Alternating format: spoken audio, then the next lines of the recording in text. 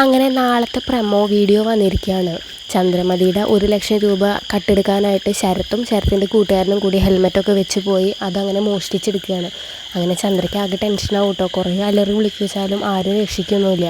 അങ്ങനെ ചന്ദ്ര ഫിനാൻഷ്യറുടെ അടുത്തേക്ക് വന്നിട്ട്, സാറേ ഇന്ന് പൈസ അടയ്ക്കാൻ പറ്റില്ല, ബുദ്ധിമുട്ടിലാണെന്ന് പറയും.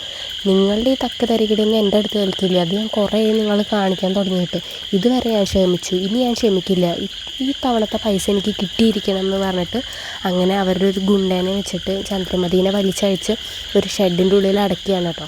അങ്ങനെ നമ്മുടെ സച്ചിക്കാണെങ്കിൽ ഫിനാൻഷ്യറുടെ അടുത്തേക്ക് വരാൻ ഉള്ള സമയമില്ല, എന്തോ ഒരു തിരക്കുണ്ട്. അങ്ങനെ സച്ചി പറയും, അപ്പോൾ രേവതി പറയുന്നത് നിങ്ങൾ പോയിട്ട് വായോ. അപ്പോൾ അത് പറ്റില്ല, ഫിനാൻഷ്യറുടെ പൈസ ഇന്ന് തന്നെ കൊടുക്കണം, അല്ലെങ്കിൽ അത് പ്രശ്നമാവും എന്ന് പറയും.